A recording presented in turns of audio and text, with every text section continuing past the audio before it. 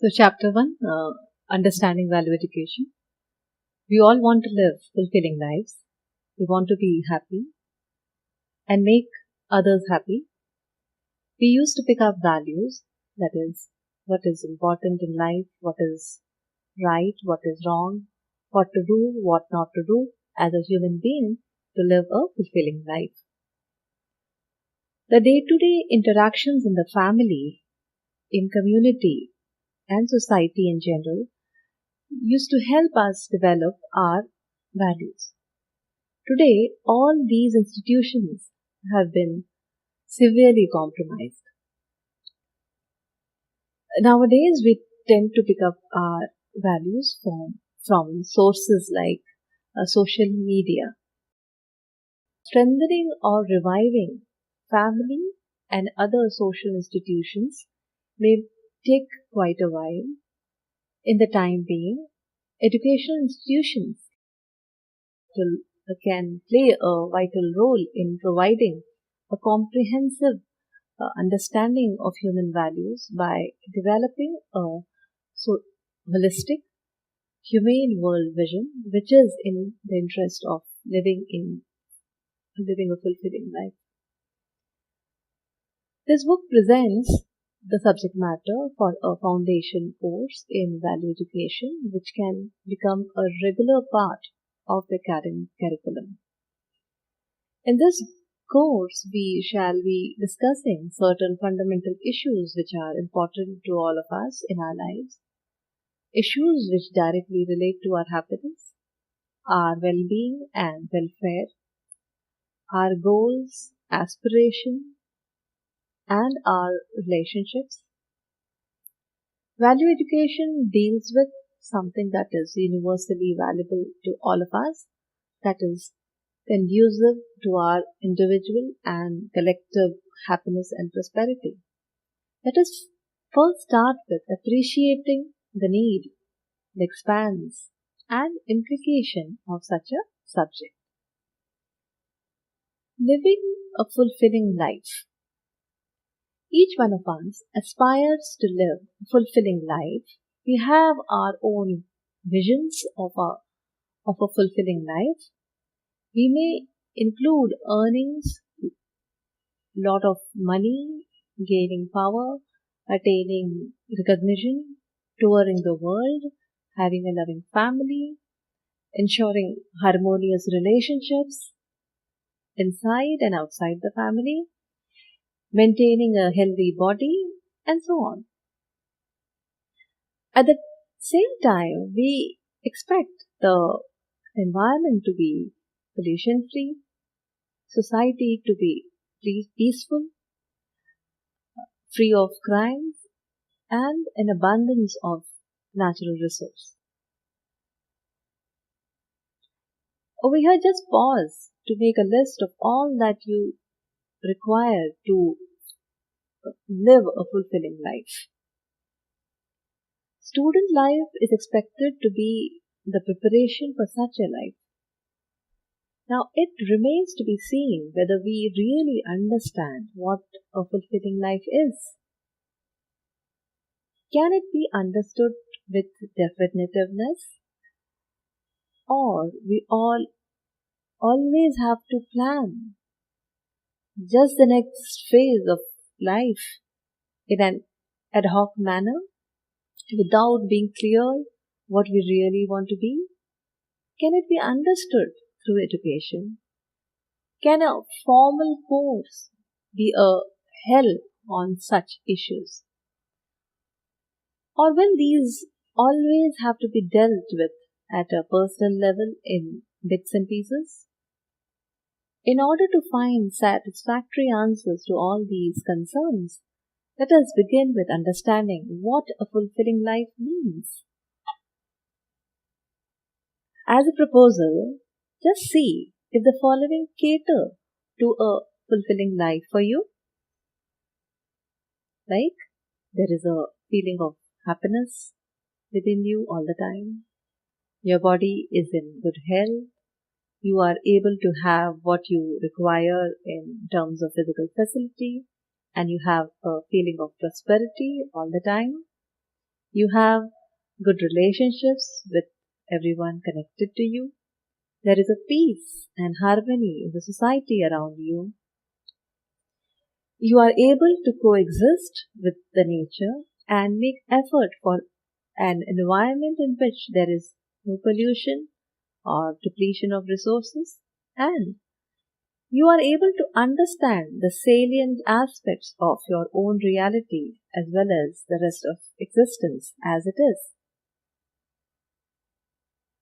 See if all your desires fit in the above scheme, or is there something more that you require for fulfillment?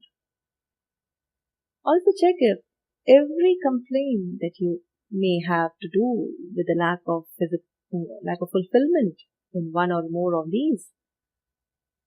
Of course, if something is redundant about, it can be dropped.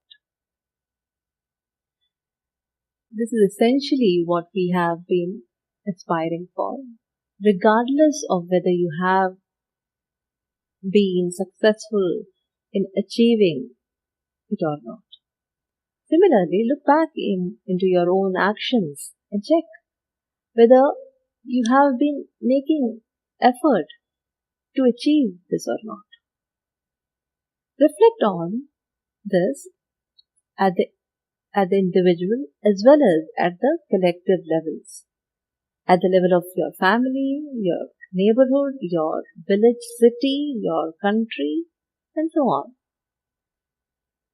Thus, you will see that this basic aspiration is common to all. You are not the only one who aspires for a fulfilling life, but everyone else too. Now, if this happens to be a universal need of all human beings, would there not be a common program for its fulfillment? So think over it. Education for a fulfilling life. To understand what a fulfilling life means and to understand the program to ensure it, there is need for appropriate education. Education is expected to be a process which prepares us to lead such a life. And only with such an expectation, a human being invests nearly 1/4 to 1/3 of one's lifetime in the process of being educated. While going through education, if we have the opportunity to get a holistic perspective about life and existence, the decisions taken by us will open channels for a happy and prosperous life. At this stage of life, while completing one's education, it is needful to gain clarity about what we really want to be and to acquire competence to actualize it in life, visualizing clearly how one would like to see oneself, say 20 years hence and further. Take the case of relationship.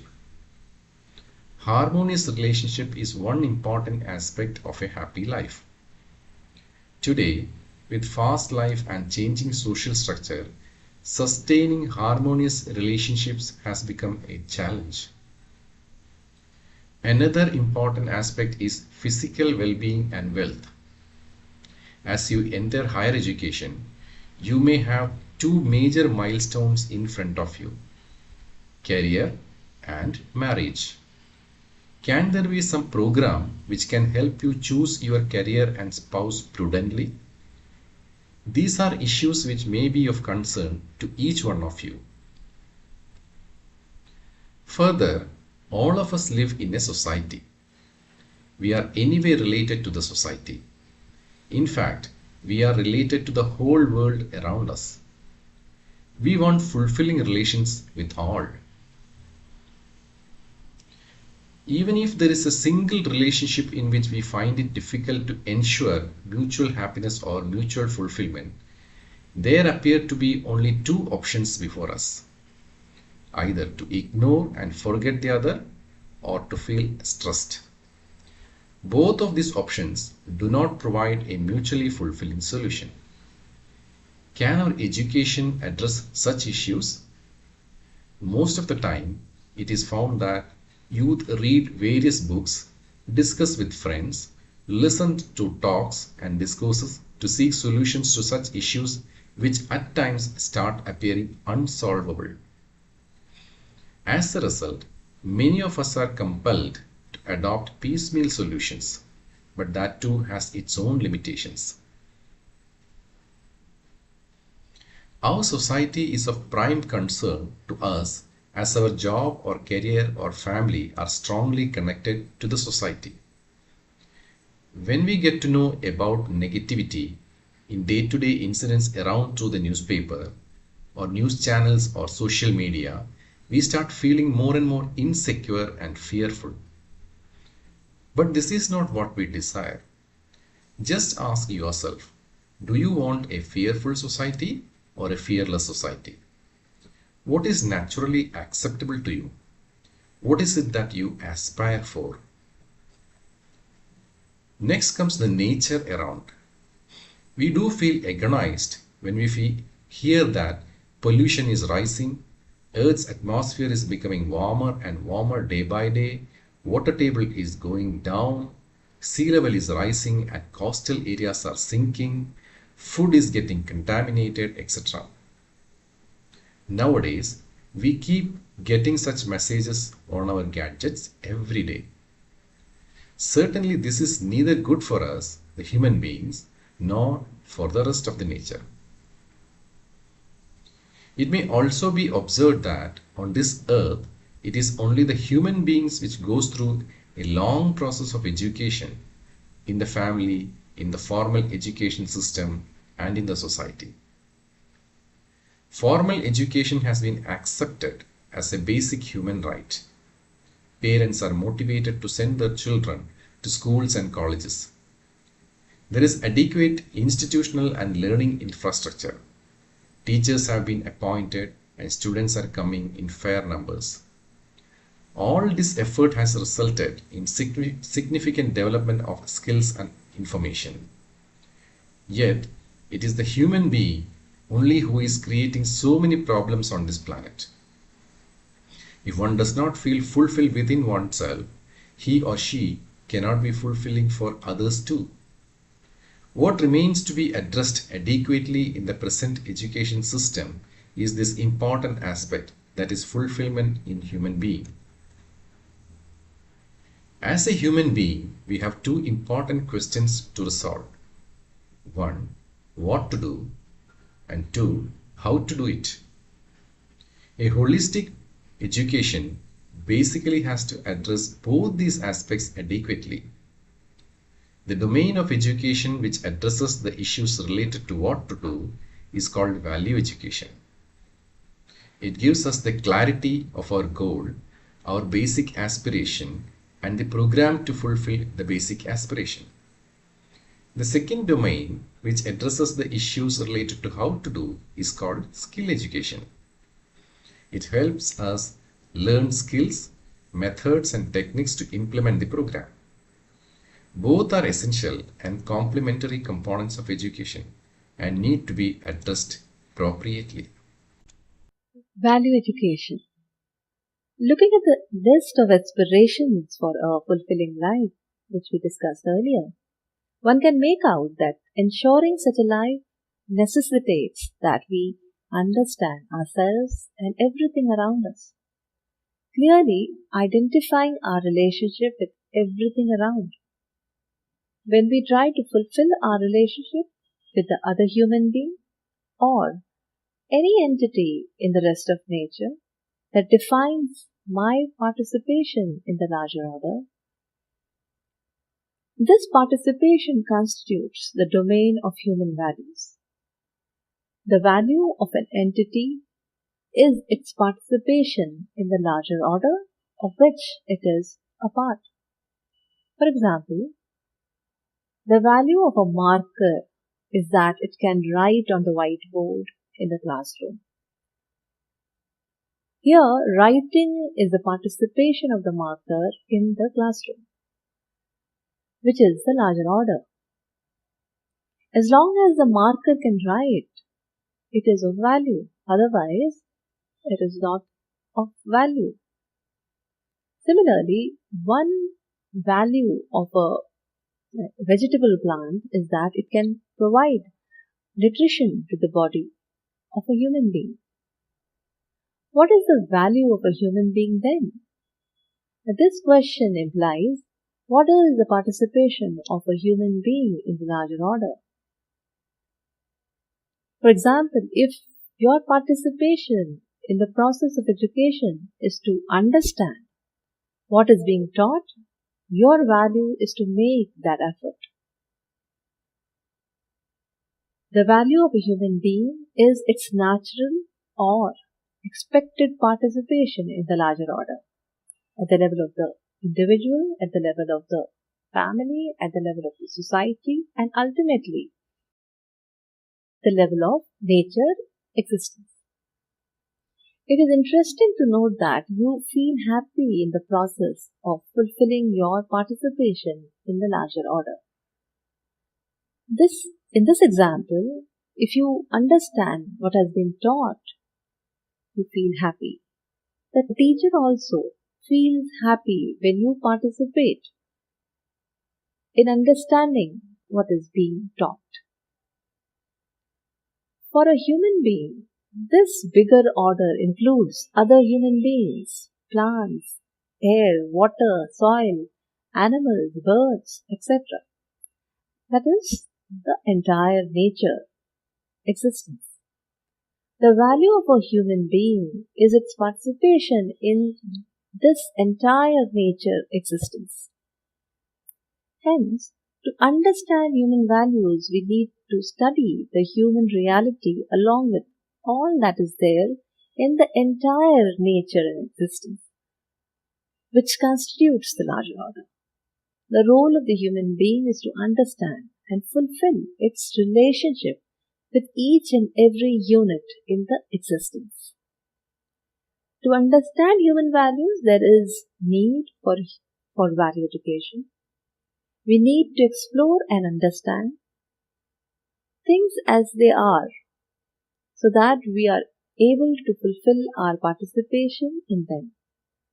The part of education that deals with the understanding of one's participation in the larger order, thus ensuring it in living, is called as value education. It forms the basis of the rest of education as well. Ultimately, the whole education needs to be value-based. If it is not value-based, it will not serve to fulfill the basic aspiration of the human being, that is, a life of fulfillment. It can at most provide skills to a person to fulfill the need of physical facility, or so to say, make money, but basic desire will remain untouched. A simple appraisal of the current state of affairs shows that our lives has become more focused on making money rather than ensuring a fulfilling life. This deficiency needs to be rectified by making education wholesome and conducive to a fulfilling life. Skill education. Skills, technology, management, medicine, etc. are necessary in our life. Skills have been developed to such a fine extent in every area, in medicine, in production, in construction of buildings, bridges, in all kinds of transportation, from bicycles to aeroplanes, in telecommunication and television, to name a few. This list is very large. Skills are definitely required. However, along with skills, it is essential to decide the purpose for which they are to be used. Can you see that? Complementarity of values and skills. Let's reflect upon a few questions to understand the complementarity of values and education. Will you use your communication and management skill for dominating over others or for fulfillment, making friends? Will you use your medical skill for profiting from disease or for ensuring long-term health? Will you use your financial skills for ensuring equitable distribution of wealth or for profit maximization for a few? Will you use skills for nurturing others or for exploiting others and exploiting nature? Will you use the communication facilities that have been developed, particularly the mobile phones, with extensive options for providing human education to the people or for promoting consumerism and indulgence? We can see that skill is important, but it is more important to see the purpose the skill is used for. We can see that skills are only a means to achieve a given purpose, while skills are required to achieve a particular purpose in an effective and efficient manner. It is not within the scope of technology, management, medicine, etc. to decide the purpose. This decision lies outside its scope. It thus becomes important to identify our purpose as human beings. Without this decision, skills can be aimless, directionless, and can therefore be put to any use for constructive or destructive purposes. For instance, students of technology will be studying, creating, and implementing technologies.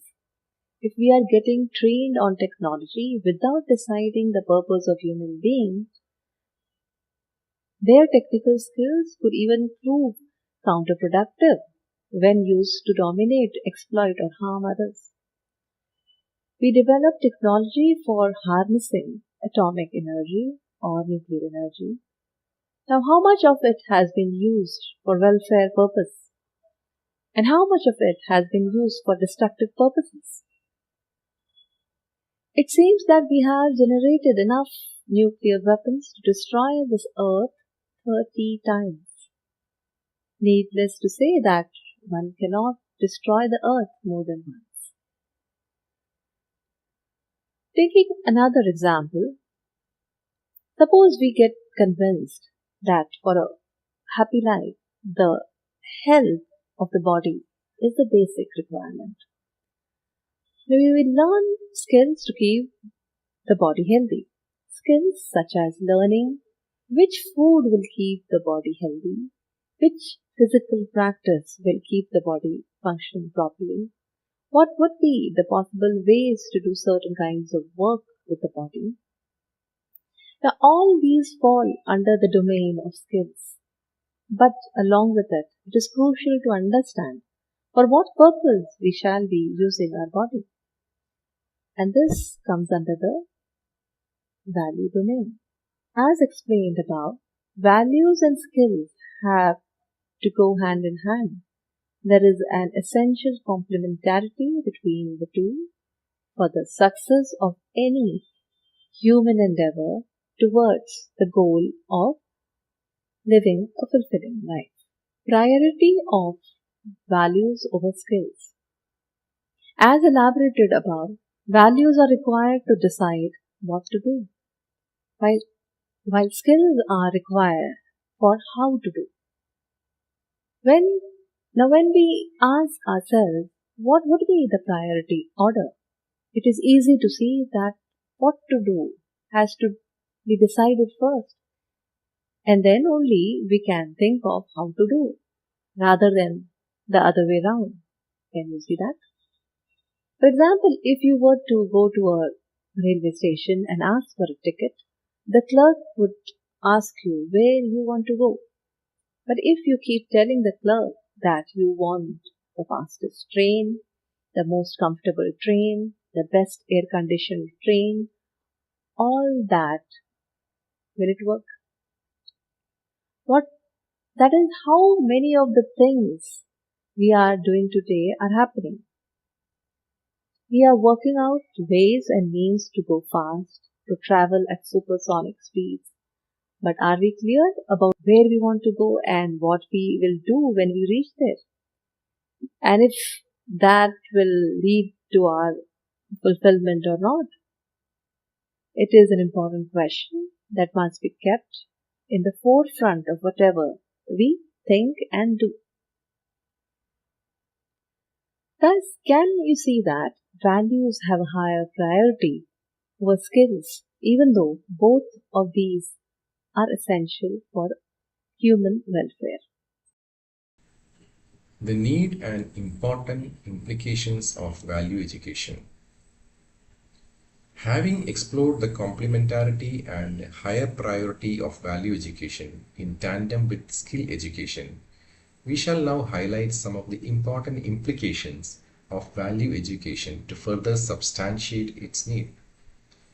These include the following: correct identification of our goals.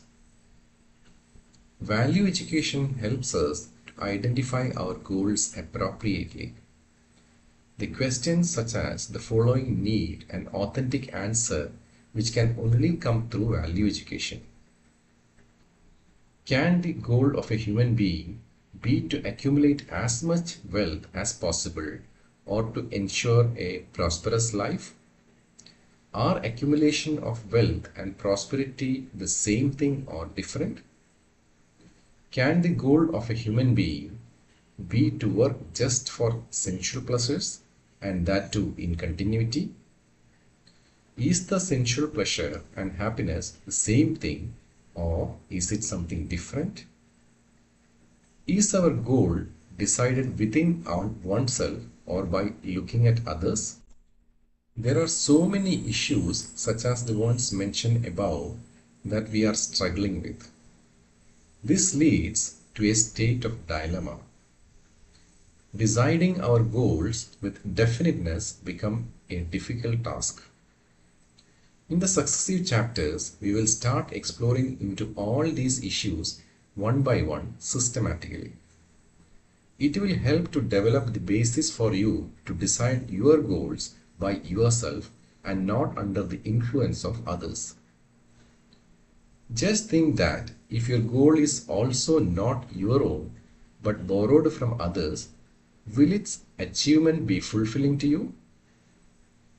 Hence, it is important that at this stage of your life, you are able to correctly make out your goals with confidence.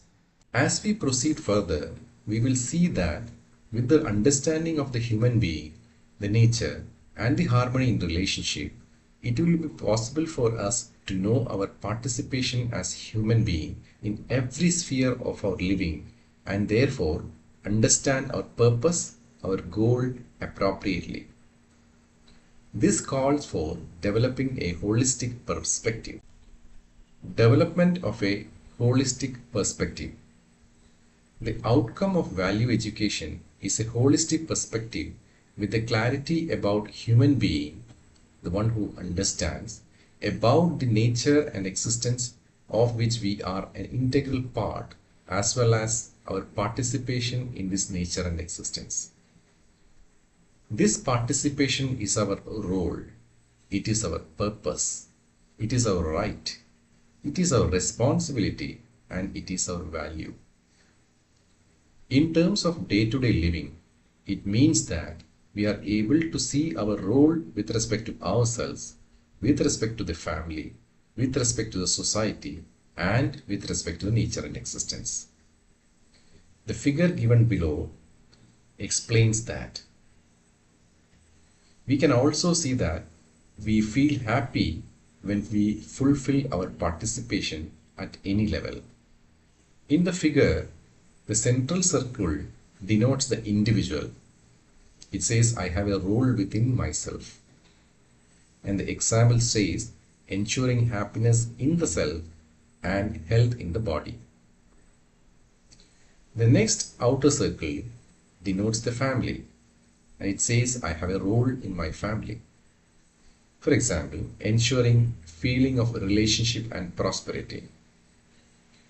And the third outer circle or the next outer circle denotes a society, where it says I have a role in the society. Example is to participate in social systems for ensuring justice, peace and harmony. And the fourth and the last outer circle shows the nature and existence. Here it says I have a role in nature and existence. And the example says mutual fulfillment with the rest of the nature. This figure denotes the interconnectedness and participation in the larger order. We are interconnected, interrelated in this existence, from the smallest level to the whole cosmos. There is a chain of connectedness with mutual fulfillment at every level. With a holistic perspective, we are able to see every little part of it.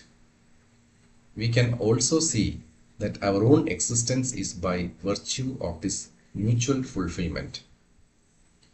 It is the same for other human beings as well as all the units in nature like water, air, plants and animals.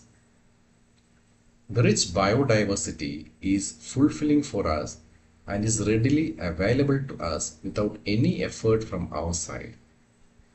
It is like a gift of mutual fulfillment. All the wisdom, information and skills which the long human tradition has developed are also readily available to us without any effort from our side. This also develops a deep sense of gratitude for the society and ultimately for the whole existence. In the light of the holistic perspective, we can understand that the nature or the existence is in harmony and there is a relationship among all the units of nature, including human beings.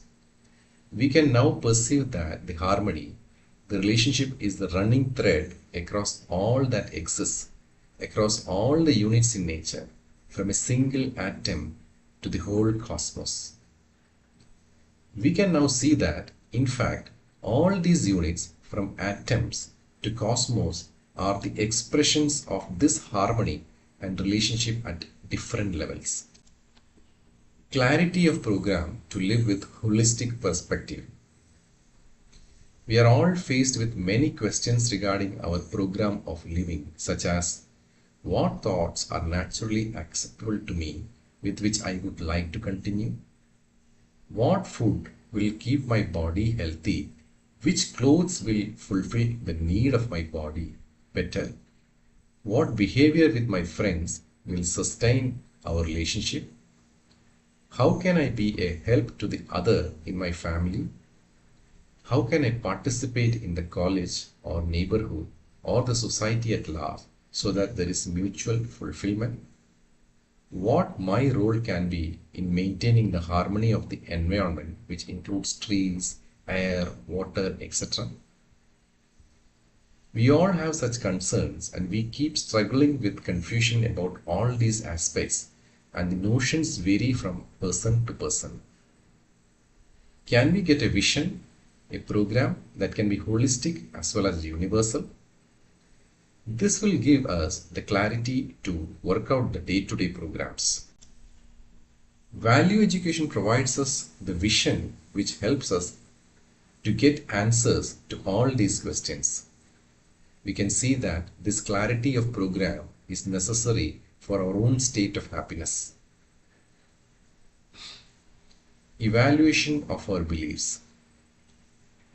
Our conduct depends on what we understand or believe about ourselves, our family, the society, and the nature around. Value education also helps us become aware of our own beliefs. Much of our behavior or working is based on beliefs about which we are ourselves quite unaware of. These somehow become the guiding factors of the decisions of our life. Hence, it is important to evaluate our own beliefs sincerely. Of course, all beliefs are not wrong, but there may be many that are. For example, if we believe that earning money is the ultimate goal of life and sensual pleasures are the only sources of happiness, we make effort for accumulating money and indulging in sensual pleasures as much as possible. Like that, there may be many different beliefs and based on these beliefs, different programs for fulfillment. One of these beliefs could be that the very design of nature is such that there is struggle for survival and the survival of the fittest, and that human beings have to struggle their way through life. With this belief, invariably we think in terms of competition instead of cooperation with human beings. We may even think of domination, which may ultimately lead to fighting and even war. We may think in terms of accumulating more and more physical facility. For this, we think of exploitation and mastery over the rest of nature instead of ensuring mutual enrichment. This may ultimately lead to resource depletion and environment pollution. We can see that the major problems that we see today in the society have their seeds in the wrong beliefs that we have in us about ourselves and about the rest of nature. Do you know for sure what exactly your beliefs are about human being and about this nature existence? Is there a struggle for survival and survival of the fittest in nature? Is the cosmos in harmony or heading towards chaos? A belief is an assumption which we are not sure of, but since it has been reinforced over and over again, we also tend to hold it and repeat it. Inside, we also don't know, we are not sure also. On the other hand, understanding means knowing without doubt what it actually is. At the collective level, the culture and civilization are characterized by the understanding or belief about these two entities, one about the human being and the other about the nature and existence. The society propagates its understanding or beliefs through education to the next generation. Of course, here education means all the inputs that an individual absorbs from the family, the school or college, as well as the larger society through people, practices, festivals, media, etc. Find out if you are getting these inputs. Find out if you are drawing some conclusions out of these inputs. Find out if you are setting your goals with these inputs. Solution of existing problems. If we understand our participations and live by them in the complete expanse of our human being, that is from ourselves to family, to society and to the entire nature, it will lead to a fulfilling life for ourselves and fulfilling for all around. The problems, including wrong beliefs, are mainly because we do not have understanding and we are not making enough effort for it. Once we have a holistic perspective and the clarity of the program to live by it, we are able to realize that most of the existing problems are actually symptoms and consequences of our wrong beliefs. Then in due course of time, we will be able to root them out not only at the personal level but also at the family level, in our workplace, at societal level and in our interaction with the rest of nature. With right understanding of things, we are better able to define our role in different phases of life and work accordingly. One thing that happens with such inputs is that we do not create problems for ourselves or others. Secondly, we are able to resolve the existing problems at different levels of our being. And thirdly, we are able to lay down a program, whatever be the scale, which does ensure fulfillment for all. Thus, we are able to appreciate in the collective fulfillment of the society around. Development of ethical competence. Ethics is the expression of definite human conduct in one's behavior, work, or participation in the larger order. It is easy to appreciate that the core purpose of value education is to develop ethical competence among human beings which will reflect in all their pursuits. The problem of unethical conduct in various professions, which is becoming a grave menace almost everywhere, can also be tackled effectively by focusing attention on development of ethical competence through human value education. We shall discuss in detail about the salient implications of value education in context with professional ethics in the third section of the book. Guidelines for value education. Now that we have identified the need and implications of value education, let us visualize certain effective and widely accepted guidelines which will enable the introduction of value education in the present academic system. Given below are the broad guidelines. Universal. Whatever we study as value education has to be universally applicable to all human beings and be true at all times and all places. This implies that it should not change depending upon sect, creed, nationality, gender, etc. It has to deal with universal human values. For example, the feeling of respect in relationship is something universal. So it can be a part of value education. Second guideline is rational. Rational, it has to be amicable to reasoning and not based on dogmas or blind beliefs. It should be open to address the related questions.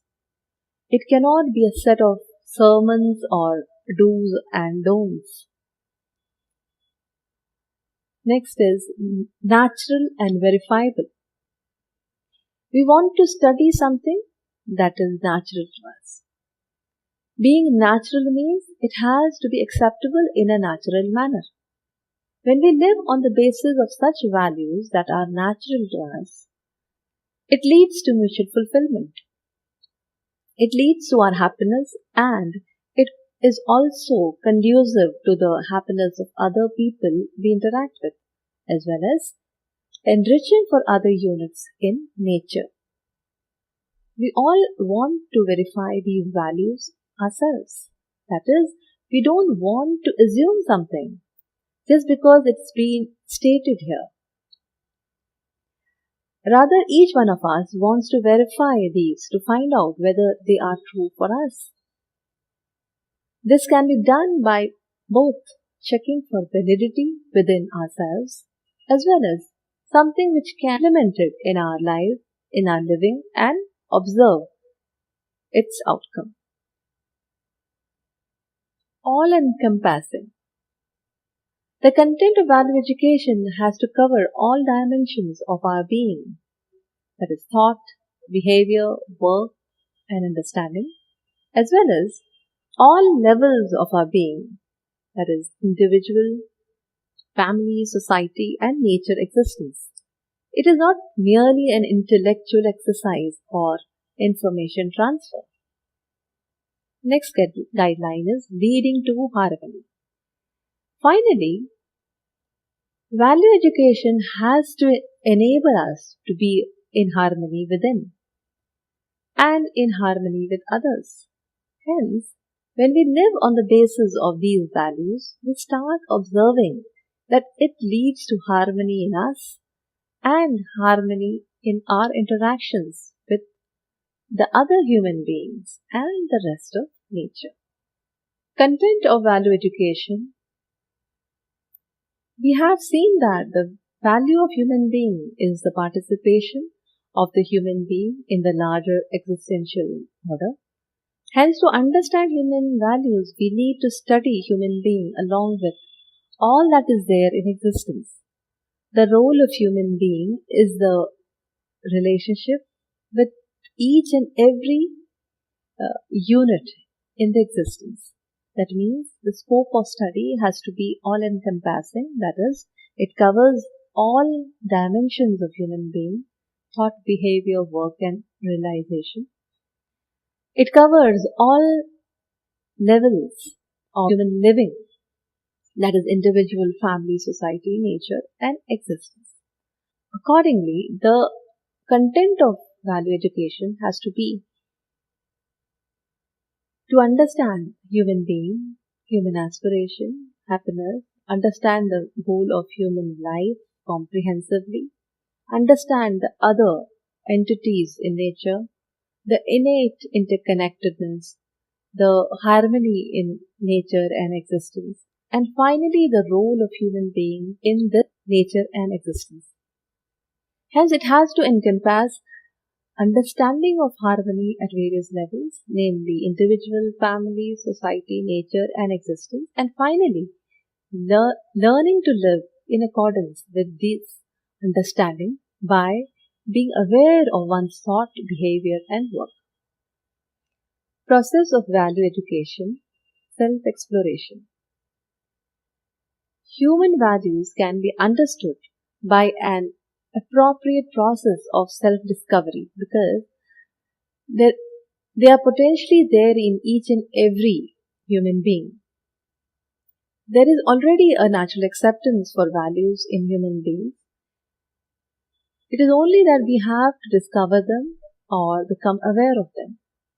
For example, if you are asked what is naturally acceptable to you, the feeling of relationship or feeling of opposition with the other members of your family, just observe within for the answer.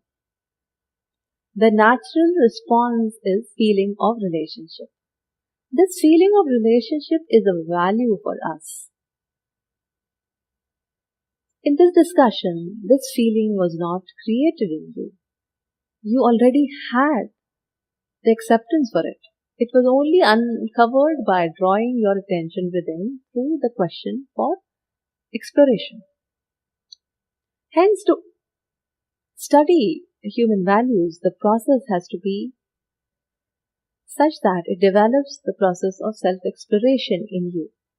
Taking every statement as a proposal, you are able to investigate the reality for yourself. Value education is not a set of do's and don'ts or a set of sermons. It rather is a process of self-exploration and self-investigation. This will be further elaborated in the next chapter.